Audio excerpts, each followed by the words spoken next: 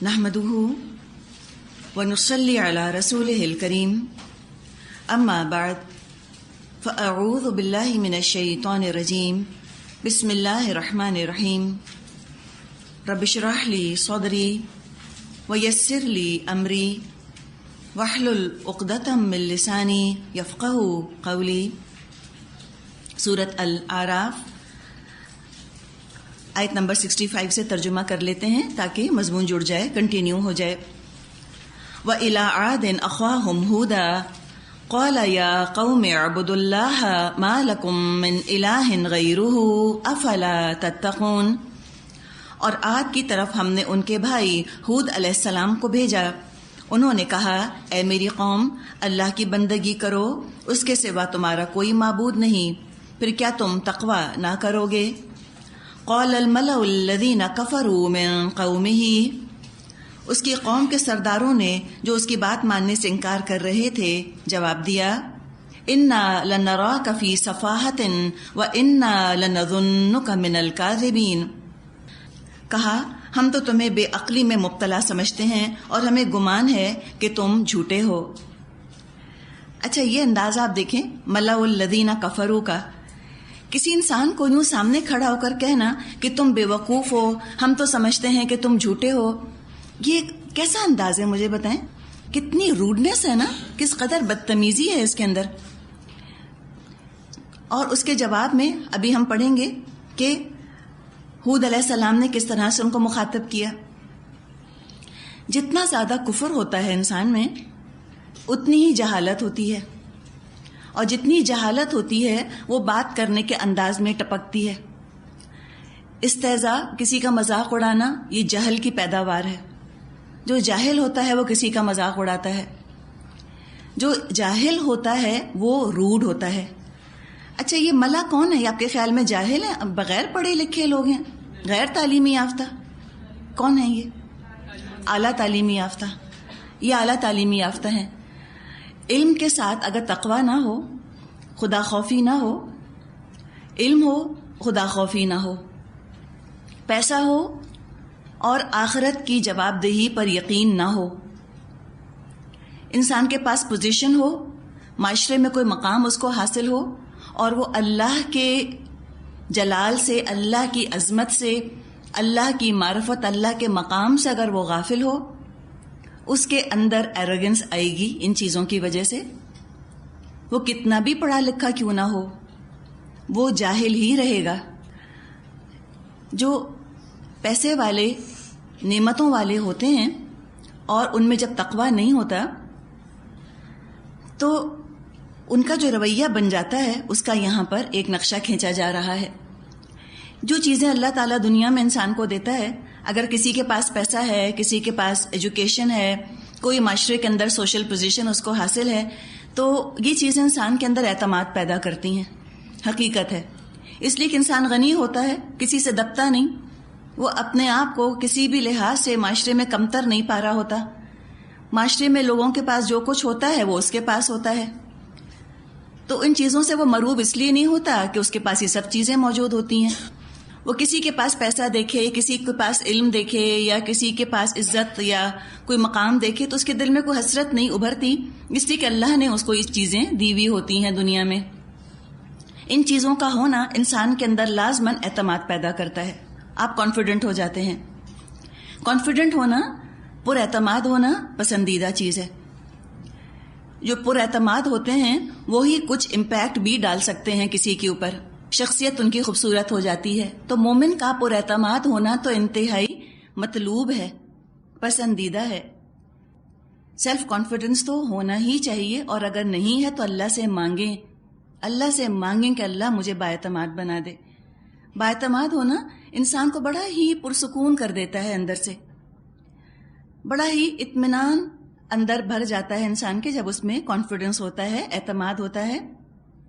تو پر اعتماد ہونا تو نہایت اچھا ہے، اور جب تقوی ہوتا ہے تو اعتماد بالکل چینلائزڈ رہتا ہے، پازیٹیو رہتا ہے، کنسٹرکٹیو، مثبت رہتا ہے، تعمیری رہتا ہے۔ لیکن جب یہ چیزیں جن کا ہم نے ذکر کیا کہ خدا خوفی، آخرت کا حساب کتاب، تقوی، جب یہ چیزیں نہیں ہوتی تو یہ اعتماد جو ہے یہ اعتماد کے بجائے ایروگنس بن جاتا ہے، یہ ڈیفائنس میں تبدیل ہو جاتا ہے. تو کانفیڈنس میں اور ڈیفائنس میں بال برابر کا فرق ہے، تھوڑا سا ہی. اور پھر یہ جو ایروگنس ان کا بنتا ہے یہ ان کے بات کرنے میں جھلکتا ہے. انتہائی روڈ اور انتہائی بدتمیز ہو جاتے ہیں وہ لوگ جن کے اندر ایمان نہیں ہوتا. اور یہ آپ کو اپنے معاشرے میں تصویر نظر آ جائے گی. جو ایمان والے ہیں، جن کے اندر تقویٰ ہے، وہ کبھی بحث مباحثے میں لیول پر نہیں گر سکتے. جب آپ دین پر چلنا شروع کریں گی تو جو ایمان کا دعویٰ کرنے کے باوجود ایمان پر عمل نہیں کر رہے، یا جن کے دلوں کے اندر اللہ کا کوئی احساس نہیں ہے، وہ جس طرح آپ سے بات کریں گے اس میں آپ بدتمیزی ان کی دیکھیں. اتنے روڈ ہوتے ہیں، اتنے اگریسو ہوتے ہیں، ان کے بات کرنے کے انداز میں اس قدر بدتمیزی ہوتی ہے کہ واقعی انسان سوچتا ہے کہ اگر اللہ کا ڈر نہ ہو تو پتہ نہیں ہم کیا ان کو جواب دیں. اسی کی زبان سب کے پاس ہے، ہر ایک بول سکتا ہے. یہ بات نہیں ہے کہ کوئی آپ کے ساتھ بدتمیزی کرے یا آپ کا مذاق اڑائے تو آپ جواب میں مذاق نہیں اڑا سکتے.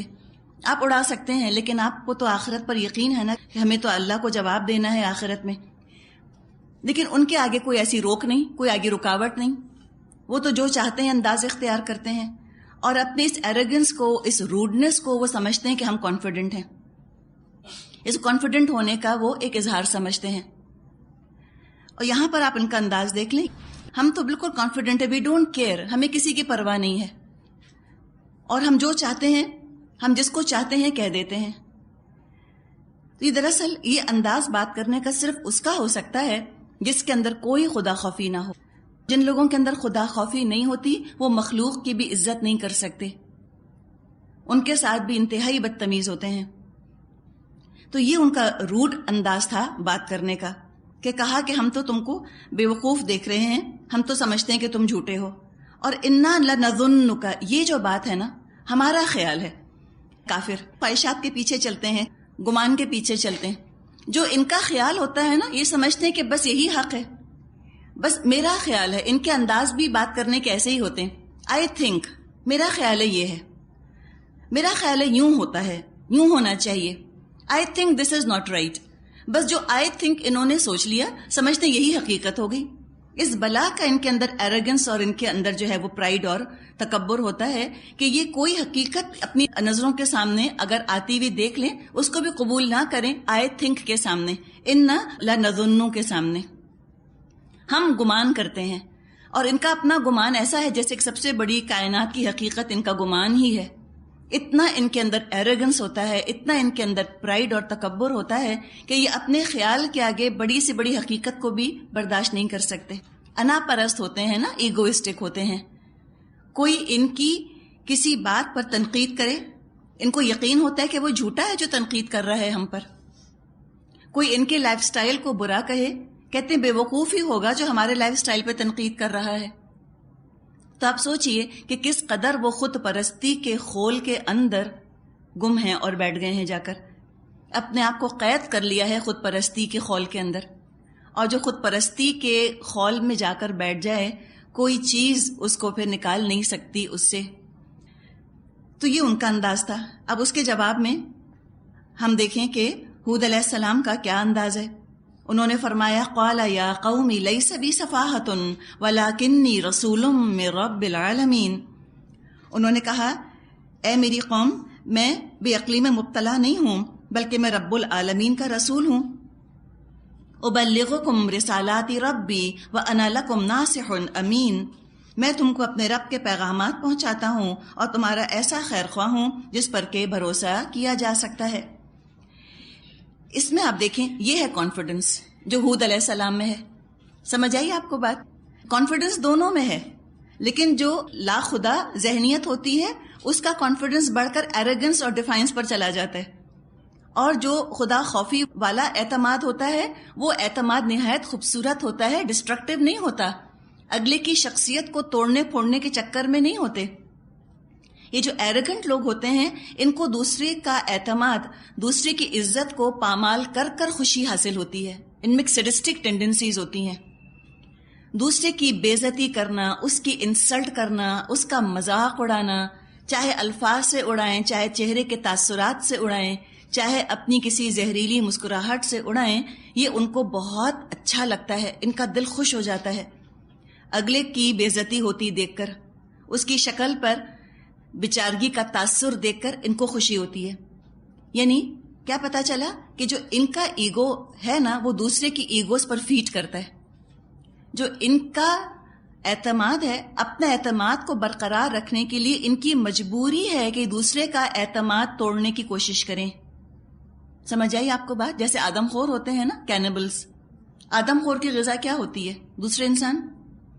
تو جو متکبر لوگ ہوتے ہیں، ایروگنٹ لوگ ہوتے ہیں، مغرور ہوتے ہیں، ان کا جو غرور ہے، جو ان کی انا ہے، اس کی غذا کیا ہوتی ہے؟ دوسروں کا اعتماد اور دوسروں کی عزت نفس۔ یہ دوسروں کی عزت نفس کو پاش پاش کر کے نہایت مسرت اور خوشی محسوس کرتے ہیں، اس لیے کہ ان کی بڑائی کی بنیاد کس بات پر ہے کہ باقی سب چھوٹے بن کے رہیں۔ سمجھ آئی آپ کو بات؟ غور سے سنیں جو میں آپ کو بات بتا رہی ہوں۔ کچھ لوگ اس وقت تک بڑے رہتے ہیں جب تک باقی سب چھوٹے رہیں ان کے سامنے۔ ان کو یہ برداشت نہیں ہے کوئی میرے برابر کا بڑا بن جائے، خوف ہے، انسیکیورٹیز ہیں نا ان کے اندر۔ تو پھر ایک اور چیز یاد رکھیں، یہ جو ایروگنٹ لوگ ہیں، جو کہ کانفیڈنس جن کا بڑھ کر ایروگنس پہ چلا گیا، یہ حقیقی معنوں میں کانفیڈنس نہیں ہے۔ یہ حقیقی معنوں میں کانفیڈنس نہیں ہے۔ ان کے اپنے اندر کوئی انسیکیورٹی ہوتی ہے، ان کے اپنے اندر کوئی احساس کمتری ہوتا ہے، اور احساس کمتری ان کے اندر ہے، کوئی انفیریورٹی کمپلیکس، کوئی انسیکیورٹی، کوئی ان کے اندر تحفظ کی کمی کا احساس ہوتا ہے۔ اور جب اس کو یہ پوز کرتے ہیں کہ ہم بہت کانفیڈنٹ ہیں، تو پھر یہ ایروگنٹ بنتے ہیں۔ یہ پریٹینڈ کر رہے ہوتے ہیں کہ ہم کانفیڈنٹ ہیں، یہ ہوتے نہیں ہیں، یہ اصل میں کانفیڈنٹ نہیں ہوتے۔ تو ان کی کمزوری سمجھیں۔ جب آپ کا پالا کسی ایروگنٹ انسان سے، کسی روڈ انسان سے پڑے، تو ذرا آپ اس کو غور سے دیکھا کریں، ناراض مت ہوں، آپ اس کی باتوں کو رہنے دیں، وہ تو خالی ونیر ہے نا ایروگنس کا جو اس نے چڑھایا ہوا ہے۔ تو یہ انسیکیور لوگ جو ہوتے ہیں، یہ ایروگنس کے پیچھے پناہ حاصل کرتے ہیں، یہ بدتمیزی کر کے، دوسروں کا مذاق اڑا کے، یہ اپنی انسیکیورٹی کو دراصل چھپانے کی کوشش کر رہے ہوتے ہیں۔ تو اندر سے ان کی بیچارگی کو محسوس کیجئے، ان کی اذیت کو محسوس کیجئے، اور آپ کو پھر رحم آئے گا ان کے اوپر، آپ کو ترس آئے گا ان کے اوپر، پھر آپ کو غصہ نہیں آئے گا۔ آپ دیکھیں کہ یہ کس قدر بیچارے ہیں اندر سے، کتنے ٹوٹے پھوٹے ہیں یہ اندر سے، کتنا غیر محفوظ اپنے آپ کو یہ محسوس کر رہے ہیں۔ تو پھر آپ کے دل میں ان کے لیے ہمدردی پیدا ہوگی۔ ورنہ اگر آپ ان کی کچلی ہوئی اور ٹوٹی ہوئی شخصیت نہ دیکھ پائیں، اور صرف آپ نے ان کے الفاظ سنے جو کہ نہایت سخت اور تلخ ہوتے ہیں، تو آپ کے دل میں ان کے لیے ہمدردی نہیں پیدا ہوگی۔ کیا ہوگا؟ غصہ پیدا ہوگا، نفرت پیدا ہوگی۔ اور مبلغ کے دل میں اگر غصہ اور نفرت پیدا ہو جائے تو تبلیغ کیسے ہوگی؟ تبلیغ ہو ہی نہیں سکتی۔ تبلیغ کے لیے تو ہمدردی، سمپتھی بہت ضروری چیز ہے، خیر خواہی، ویل وشر ہونا۔ یہ ویل وشر کا لفظ تو ہم نے ایسے پولیٹیکل جیسا بنا لیا ہے نا، وشنگ یو ویل۔ ہم تو کہتے ہیں کہ ویل وشر تو وہ ہوتا ہے جو برتھ ڈے پر ہمیں کارڈ بھیج دے یا اینیورسری یاد رکھے، ہے نا، ویل وشر اس کو کہتے ہیں نا، یا ایگزام سے پہلے وہ کوئی کارڈ ہمیں بھیج دے۔ نہیں، ویل وشر جو ہے، خیر خواہ، اس کو ہر وقت خیر خواہ ہونا ہوتا ہے، ہر موقع پر اس کو خیر خواہی کا اظہار کرنا ہوتا ہے۔ اور اس موقع پہ اصل ویل وشر کا پتہ چلے گا کہ جب اگلا انسان جو ہے وہ کسی طرح ڈیزرو کرتا ہوا نظر نہ آ رہا ہو، لگے کہ اس کو کوئی ضرورت نہیں کہ ہم اس کے ساتھ خیر خواہی کریں، اتنا برا انسان ہے یہ۔ تو اچھوں کے ساتھ اچھا بننا تو سبھی کر لیتے ہیں، بات تو وہ ہے کہ جب بروں کے ساتھ اچھا بنے انسان، اور بروں کے ساتھ اسی وقت اچھا بن سکتا ہے، نمبر 1 جب وہ اللہ کی خاطر کوئی کام کر رہا ہو، نمبر 2 جب وہ انا پرست نہ ہو، اور نمبر 3 جب وہ واقعی میں اصلی معنوں میں پر اعتماد ہو، اندر سے سیکیور ہو، اس کے اپنے اندر امن ہو، اندر سے وہ ٹوٹا پھوٹا نہ ہو، تو وہ واقعی پر اعتماد ہوتا ہے۔ اس کو اپنے اعتماد کے لیے کسی دوسرے کا اعتماد توڑنے کی ضرورت نہیں پیش آتی۔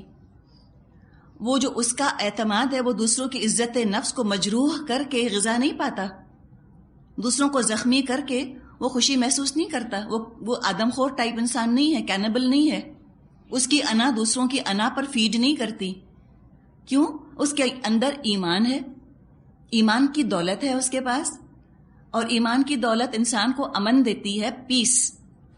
اندر سے انسان بالکل سلامت ہوتا ہے. اسلام اندر سے انسان کو سلامت کر دیتا ہے، ہیل کر دیتا ہے اس کو. اگر کبھی پہلے کوئی مسئلہ تھا، وہ اسلام اور ایمان کی وجہ سے وہ سارے مسئلے ختم ہو جاتے ہیں. اندر کی روحانی بیماریاں سب ختم ہو جاتی ہیں. قرآن کے بارے میں تو اللہ نے فرمایا ہے شفاء لما فی الصدور، یہ تو سینوں کے امراض کی شفا ہے قرآن. تو انسان جب اندر سے سلامت ہوتا ہے، اس کے اپنے اندر امن ہوتا ہے، تو الحمدللہ اس کا سورس، اس کے پاس کانفیڈنس کا سورس تو اس کے اپنے اندر موجود ہے. اسے کسی دوسرے کی بے عزتی کر کے کوئی خوشی نہیں محسوس ہوتی. Peace within is peace without. جس کے اپنے اندر امن ہے وہ بات بھی امن والی ہی کرے گا. تو یہاں پہ پھر آپ دیکھیں کہ جو انداز ہے ہود علیہ السلام کا بہت خوبصورت، انہوں نے بہت تمیز کے ساتھ، خوبصورتی کے ساتھ جواب دیا. انہوں نے اس طرح جوابی حملہ نہیں کیا. اگر ہم کہیں تبلیغ کرنے جائیں اور کوئی ہم سے کہے کہ تم تو بالکل جھوٹے لگ رہے ہو، تصور کریں نا آپ کہیں بیٹھ کے درس دے رہی ہیں، ایک کھڑا ہو کر کہتا ہے کہ ہم کو تو تم بالکل بے وقوف لگ رہی ہو، ہمارا خیال ہے تم بالکل جھوٹی ہو. ہم کہیں گے کیا؟ ہم کہیں گے تم ہوگے جھوٹے. اس لیے کہ ہم تو بھی انا سے نجات نہیں پا سکتے نا. اور اس کے بعد ہم اتنا غصہ کریں گے، ہم گھر آ کر سب سے پہلے کسے فون کریں گے؟ اپنی کلاس فیلو کو، جس سے کہ آپ نے کہا تھا دعا کرنا، میں درس دینے جا رہی ہوں. اب آپ نے اس کو فون کیا، آپ نے کہا اتنے بدتمیز لوگ تھے، یہ تھے اور وہ تھے، آئندہ نہیں درس دیں گے کبھی، تم بھی مت جانا کبھی. کیوں؟ یہ اتنا غصہ کیوں آیا؟ انا ہے نا، یہ ہمارے ساتھ لگی ہے. سچی بات ہے، جب انسان جاتا ہے کہیں درس دینے یا تبلیغ کرنے تو وہ اس گارنٹی کے ساتھ جانا چاہتا ہے کہ میری تعریف ہوگی نا، سب بہت خوش ہوں گے سن کے مجھ کو. اور پھر انتظار میں بیٹھتے ہیں کہ اچھا فون آئے گا، لوگ کہیں گے آپ نے درس دیا تھا، اتنا اچھا تھا، ہمیں اتنا مزہ آیا. اور جب یہ کو فون نہیں آتا، ہم کہتے ہیں لو میری بات تو کسی کو پسند ہی نہیں آتی، اب میں نہیں جاؤں گی، مجھ میں تو صلاحیت ہی نہیں ہے، ٹیلنٹ ہی نہیں ہے درس دینے کا. تو یہ کیوں؟ یہ دیکھیں، یہ فطرت ہے ہماری. انکار نہیں ہے اس بات کا کہ انسان ایسے سوچتا ہے، لیکن اسے کنٹرول کرنے کی ضرورت ہے. کہ اپنے لیے گئی تھیں، اپنی بات سنانے گئی تھیں. اگر رسول یہ سوچتے، رسول بات کر رہے ہوتے تھے، رسول کی بات کسی کو پسند ہی نہیں آتی تھی. چلیں ہم اگر رسولوں کو ایک لہجے کے لیے کوئی درس دینے والا سمجھ لیں، جب وہ درس ہی دیا کرتے تھے نا، اللہ ہی کی بات بتاتے تھے، وہ گئے، بڑا کراؤڈ تھا، لوگوں کو درس انہوں نے سنایا، کسی کو پسند نہ آئی ان کی بات. اگر وہ ہم جیسے ہوتے کو تو بات بتانی چھوڑ دیتے، لیکن وہ ہم جیسے نہیں ہوا کرتے تھے، وہ انا پرست نہیں ہوتے تھے، ان کا کوئی ایگو کا ایشو نہیں ہوتا تھا. وہ اپنی بات سنانے جاتے ہی نہیں تھے تو انہیں کوئی پرابلم ہی نہیں تھا. کوئی نہیں سنتا نہ سنے، پھر دوبارہ بتائی، پھر دوبارہ بتائی. اللہ نے ایک ذمہ داری ڈالی ہے، وہ پوری کرنی ہے. اپنی بات تھوڑی بتانی ہے، اللہ کی بات بتانی ہے. اپنے آپ کو بڑا کرنے تھوڑی جا رہے ہیں، اپنی تعریف کے لیے نہیں جا رہے، اللہ کی تعریف کے لیے جا رہے ہیں. میسج اللہ کا پہنچانا ہے.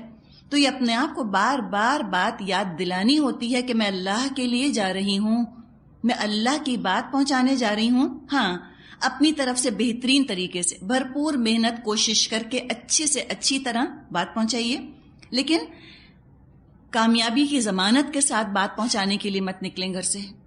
کامیابی کی جب ضمانت، جب ہم گارنٹی چاہتے ہیں کہ مجھے گارنٹی دو کہ یہ بات، یہ طریقہ کامیاب ہوگا، تو پھر بیکار ہے. آپ جائیں اللہ سے صلے کی گارنٹی کے ساتھ کہ اللہ کے ہاں انشاءاللہ صلہ محفوظ ہے، اللہ کی بات بتانے جا رہے ہیں، اللہ انشاءاللہ اس کا بدلہ دے گا. رسول تو ہمیشہ کہا کرتے تھے کہ مجھے تم سے کوئی اجر نہیں چاہیے، لا اسألکم علیہ من اجر، اس بات پر میں تم سے کوئی اجر نہیں مانگتا. تو تعریف چاہنا یا قبولیت چاہنا یہ بھی تو اجر ہی بن جاتا ہے نا. تو رسول تو کہتے تھے کہ ہم تو نصیحت کرنے والے ہیں، ہم تو اللہ کے، ابلغکم رسالات ربی، میں اپنے رب کے پیغامات کو تم تک پہنچا رہا ہوں. کوئی میری ذات کی بات نہیں ہے، ذات کا ذات سے مقابلہ نہیں ہے، انسان کا مقابلہ انسان سے نہیں ہے، دو انسانوں کی بات آمنے سامنے نہیں ہے، خالق اور مخلوق کی بات ہے. میں تو خالق کا پیغام پہنچا رہا ہوں. تو ہم کو بھی یہ سوچنا ہے کہ ہم تو بس اللہ کا پیغام پہنچانے کے لیے جا رہے ہیں اور ہمارا اپنا کوئی مسئلہ نہیں.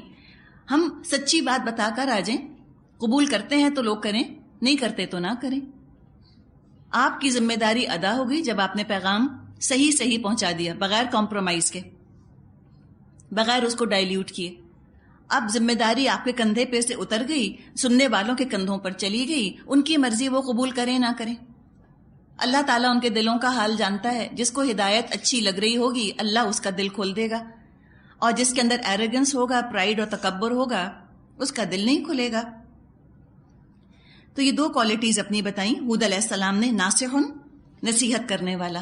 ناصح بڑی صفت ہے مبلغ کی، جو آپ میں سے چاہتے ہیں کہ آئندہ اللہ آپ سے کام لے تبلیغ کا، اور اتنا بڑا آنر آپ کے حصے میں آئے کہ آپ اللہ کا پیغام، اللہ کا میسج پہنچائیں لوگوں تک، تو یہ ناصح کی صفت کو لازماً اپنے اندر پیدا کرنے کی ہمیں کوشش کرنی ہے، اور دعا کریں اس کے لیے کہ اللہ مجھے ناصح بنا دے۔ اور ناصح کون ہوتا ہے؟ لوگوں کی ناراضگی، لوگوں کے تانے سب برداشت کر لیتا ہے، لیکن نصیحت کیے جاتا ہے، وہ نصیحت کرنا نہیں چھوڑتا۔ تو اس کو پاپولیرٹی سے یا ایکسیپٹیبلٹی سے کوئی مطلب نہیں، اس لیے کہ وہ عام انسان کی سطح سے بلند ہو گیا ہوتا ہے نا۔ جب انسان بلند ہو جاتا ہے، ایک بلند مقام سے وہ لوگوں کو دیکھ رہا ہوتا ہے، جیسے ایک ڈاکٹر مریض کو دیکھتا ہے۔ مریض اگر کچھ آل فال بکنا شروع ہو جائے کہ ڈاکٹر ناراض ہو جاتا ہے؟ نہیں، اگر ڈاکٹر واقعی ڈاکٹر ہے وہ کبھی ناراض نہیں ہوگا، بلکہ جب وہ مریض کو اس طرح کی آل فال باتیں کرتا سنے گا تو وہ غور کرے گا، اور اس کا دماغ مریض کی باتوں پر نہیں ہوگا، علاج کی طرف منتقل ہو جائے گا کہ اچھا یہ بیماری ہے اس کو، اب کیا دوا دینی چاہیے۔ تو جب آپ سے کوئی بدتمیزی کرے تو آپ کا دماغ منتقل ہو جانا چاہیے علاج کی طرف، اس کا ٹریٹمنٹ کیا ہے، کس طرح اس کو ڈیل کرنا چاہیے، یہ طریقہ ہوتا ہے۔ تو یہ ہے دراصل نصیحت کرنے والا انداز۔ نصیحت کیے جانی ہے لوگوں کو، کوئی نقصان ہو جائے، کچھ ہو جائے، بات تو بتانی ہے۔ ناصح اور امین، امانت دار، بات کے اندر ہیر پھیر نہیں کرنی اللہ کی، کہ لوگ ناراض ہو رہے ہیں تو کمپرومائز کر لیا کہ اچھا چلو یہ نہ سناؤ ان کو، وہ نہ سناؤ۔ ہاں، سنانے میں، پیغام پہنچانے میں تدریج تو پسندیدہ ہے۔ بالکل ہی آپ رو لوگوں کی طرف جا رہے ہیں، ابھی انہوں نے کوئی اللہ کی بات نہیں سنی، سب سے پہلے اللہ کی معرفت ان کو بتا دیجئے۔ ظاہر ہے آپ موٹے موٹے شریعت کے احکامات سے ابتدا مت کیجئے بات کی، یا ثانوی احکامات سے بات کی ابتدا مت کیجئے۔ کسی کو بھی اللہ پر ہی یقین نہیں تو اب آپ اس کو کیا بتائیں گی حجاب کے بارے میں، یا سطر کے بارے میں، یا برتھ ڈیز کے، یا میوزک یا تصویروں کے بارے میں؟ اس سے تو تبلیغ کی ابتدا نہیں کریں گی، ظاہر ہے آپ ابتدا کریں گی ایمان سے۔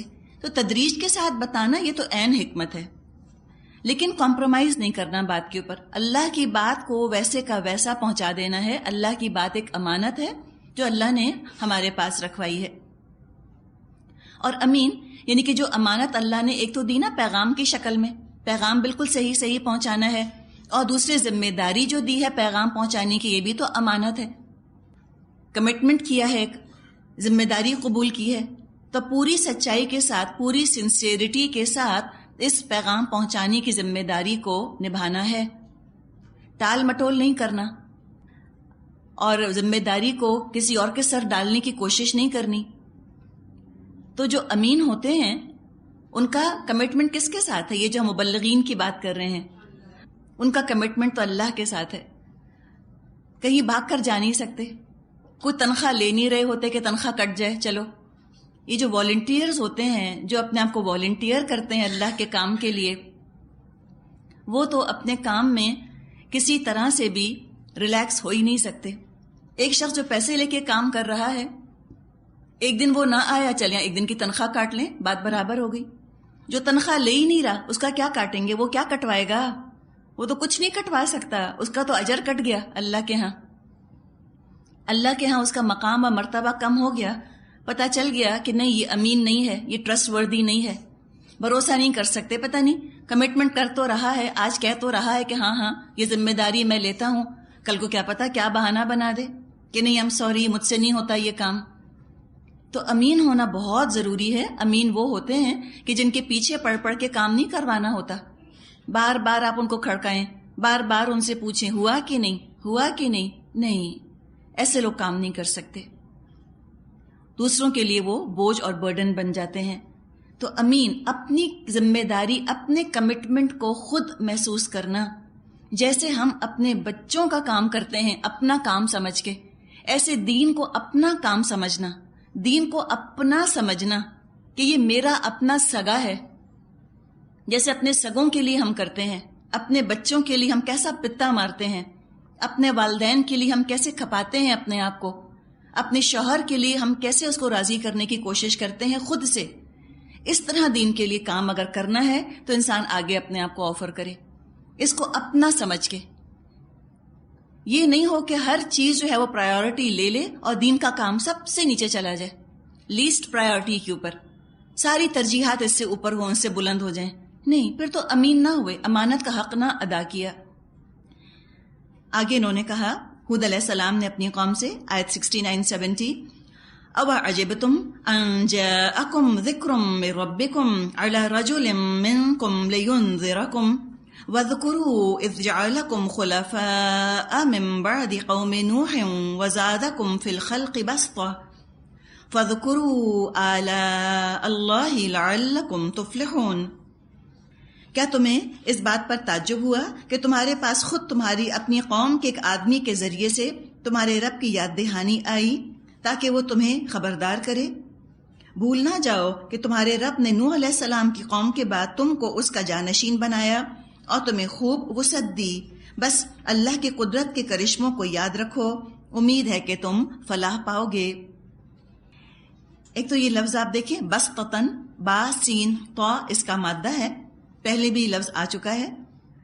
مطلب ہوتا ہے کشادگی، وسعت، پھیلاؤ، جسمانی طاقت، عقلی صلاحیتیں، سب چیزیں اس کے اندر آ گئی ہیں خلق کے اندر. بسطتن کشادگی ہے، عقل میں بڑے ہونہار، بڑے انٹیلیجنٹ لوگ ہو. جسمانی طور پہ بھی بہت مضبوط تھے قوم عاد کے لوگ. قوم عاد بڑی طاقتور، بڑی تنومند قوم تھی، تو بسطتن کہا ان کو. پھر اعلیٰ اللہ کا ذکر آیا ہے. اعلیٰ جمع ہے الیون کی، الف لام یا الیون، 2-3 اس کے مادے آتے ہیں، بس آپ الیون لکھ لیجئے.